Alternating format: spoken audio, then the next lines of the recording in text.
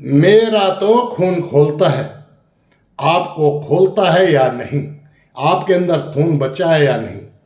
आप देखते होंगे जब चैनल पर डिबेट में अधर्मी आते हैं और अधर्मियों के सामने कुछ हमारे अज्ञानी को ये चैनल वाले बैठा देते हैं, उन्हें कुछ पता नहीं होता। तो विवेक वास्तव है कौन है?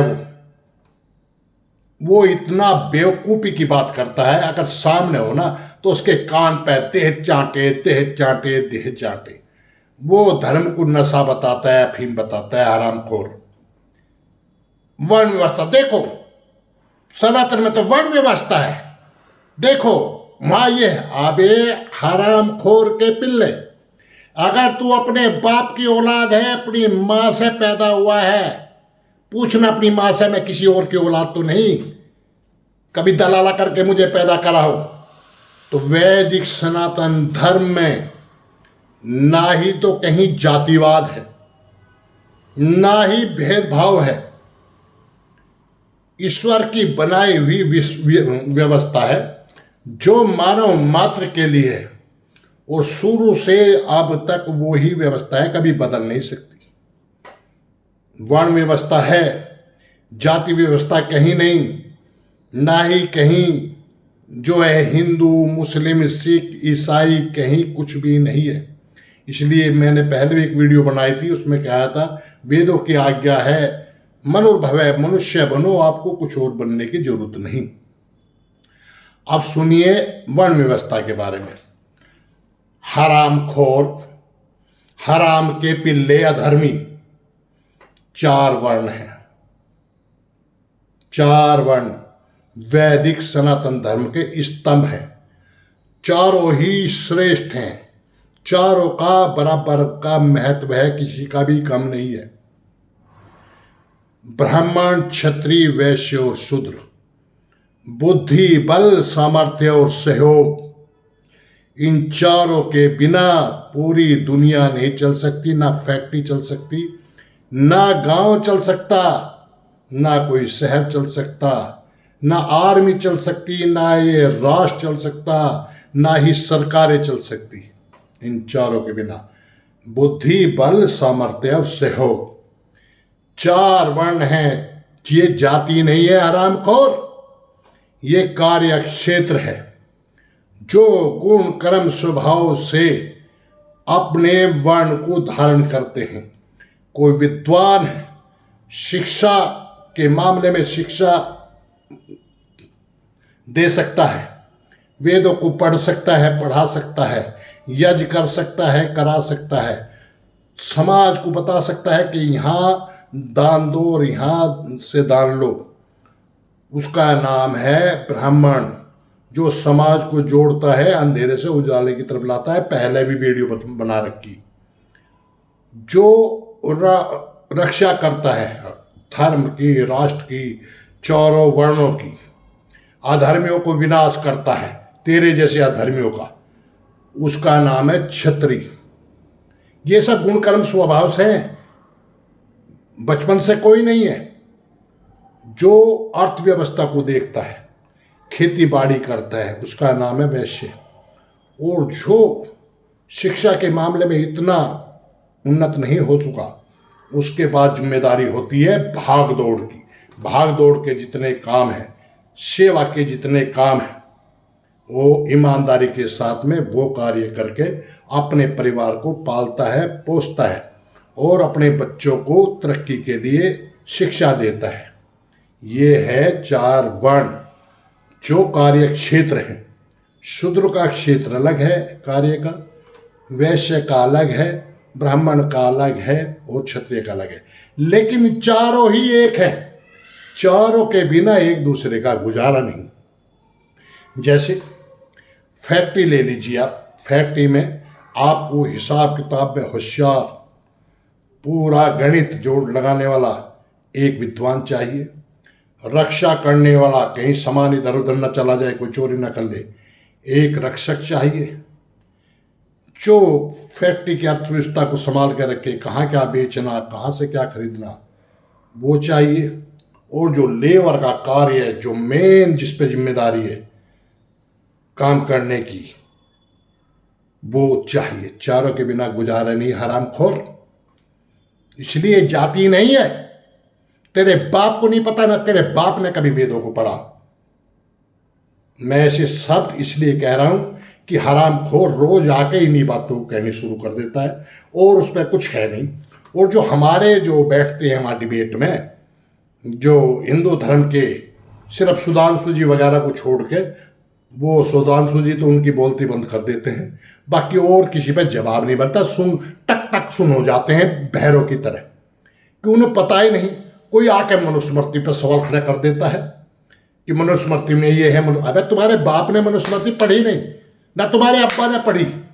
मिलावटी मनुस्मृति पढ़ के और अपनी राजनीति के चक्कर में मनुस्मृति को जला रहे हैं, जला दिया। नकली तो पहले भी बताया, नकली तो दूध भी पियोगे मरोगे। एक बोतल दूध में एक बूंद जहर की गिर दोगे और पियोगे मरोगे। असली खन खाओ, असली भोजन करो, असली शास्त्र पढ़ो, आर्ट्स ग्रंथ पढ़ो। हराम खोरो, राष्ट्र के दुश्मनों, धर्म का तो तुम्हें पता ही नहीं। तुम मनुष्य बन गए हो पिछले जन्मों के कारण। अब तुम मनुष्य कितनी पीढ़ियों तक नहीं बनोगे। कुत्ता, बिल्ली, सांप, केचुए, सुअर ही बनोगे। क्योंकि आज जो वे हैं सुअर, केचुए वगैरह, वो भी कभी आप जैसे मनुष्य थे। उन्होंने धर्म को जाना नहीं, माना नहीं, वो आज देखो सजा काट रही है हरामखोर। मैं विनती और प्रार्थना कर रहा हूं सभी से जो इस तरह के सवाल खड़े करते हैं, सालो कुत्ते की औलादो, सुअर की औलादो, पढ़ लो, वेदों को पढ़ो, मनुस्मृति को पढ़ो। फिर उसके बाद जो है कौन से मंत्र में क्या है, कौन से श्लोक में क्या है, उसके बाद पूछो विद्वानों से, शास्त्रार्थ करो, शंका का समाधान करो, उसके बाद बोलो हराम की औलादो।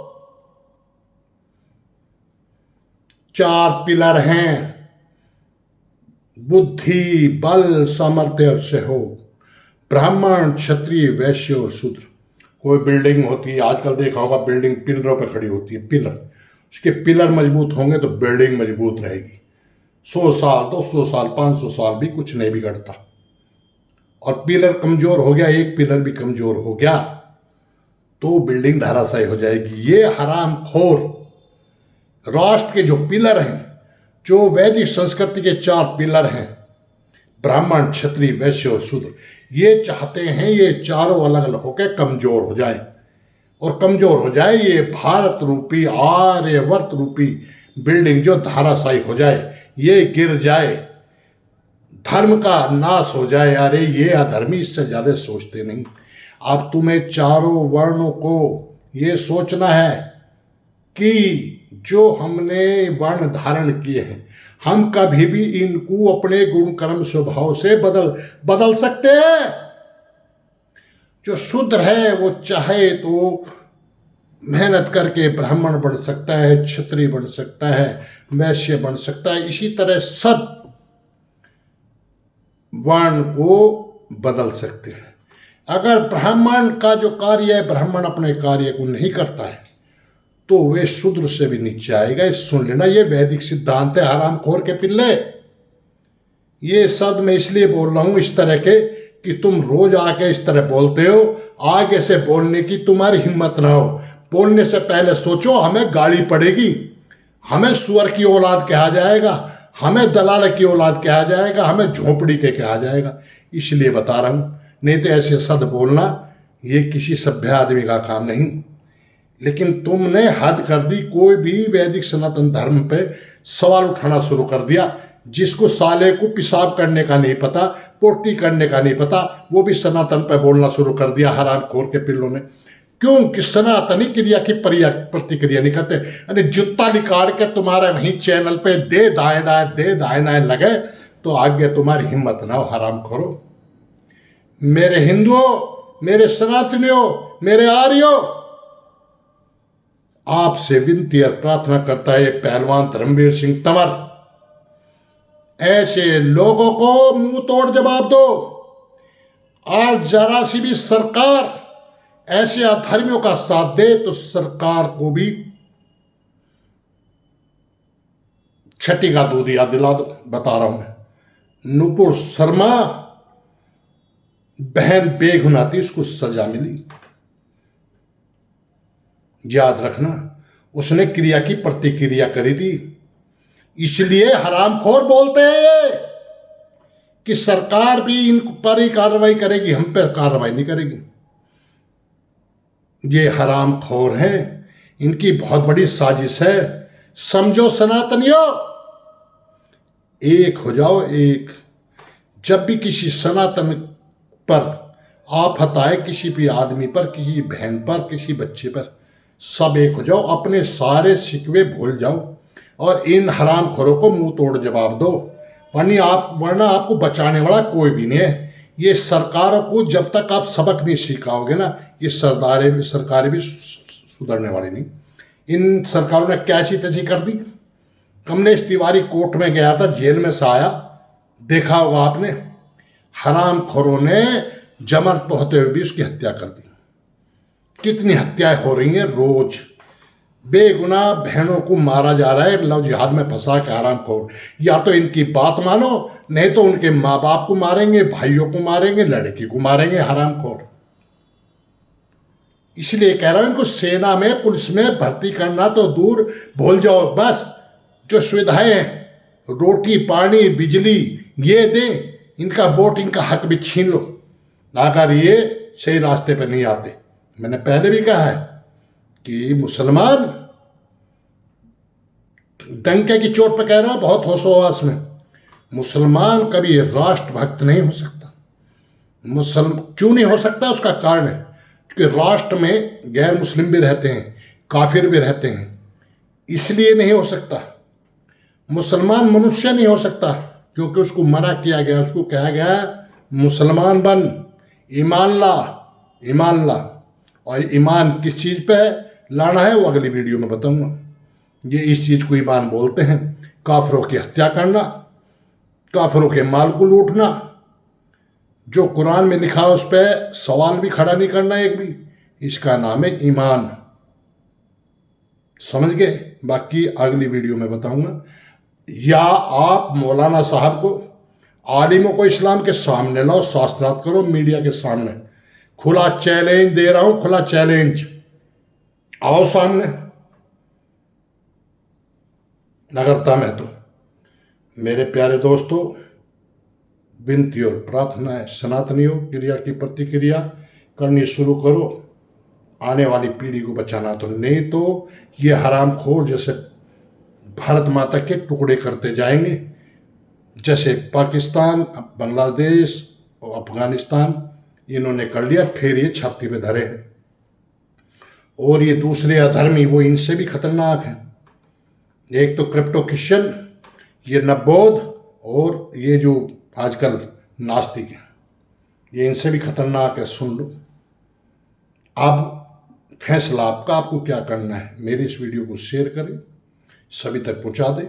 मैं हाथ जोड़ के माफ़ी चाहूँगा कि मैंने थोड़ा सा गलत शब्दों का प्रयोग किया, इसलिए किया कि इन हरामखोरों को अकल आए, इन तक ये वीडियो तुम पहुँचा दो। लेकिन तुम ये वीडियो पहुँचाने वाले नहीं, शेयर नहीं करने वाले। जो भी इस वीडियो को देखे वो कम से कम 10-10 ग्रुपों में शेयर करे, तब इन तक बात पहुँचेगी, तब इनकी बोलती बंद होगी। खुला चैलेंज है मेरा इन सबको, मीडिया के सामने शास्त्रार्थ करे। भारत की संस्कृति है शास्त्रार्थ करना, विचारों का आदान प्रदान करना, सही क्या गलत क्या। अगर गलत साबित कर दे तो जो ये कहेंगे उस सजा के लिए मैं जिम्मेदार हूं।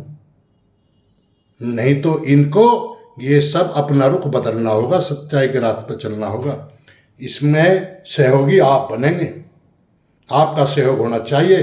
क्रिया की प्रतिक्रिया करोगे, कोई बोले तो आ शास्त्रार्थ कर। सालों हमें कुछ भी बोलोगे हम चुप बैठे रहे, हमारी बहन बेटियों के साथ कुछ भी करोगे चुप बैठे रहे।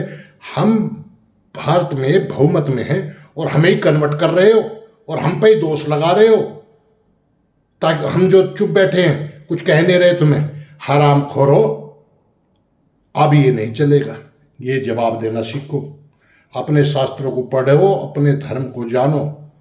धर्म को नहीं जानोगे तो कोई भी अधर्मी आपको अधर्म सिखा देगा। याद रखना। वीडियो को ज़्यादा से शेयर करें। सभी को नमस्ते जी। वैदिक सत्य सनातन धर्म की जय। जय श्री राम।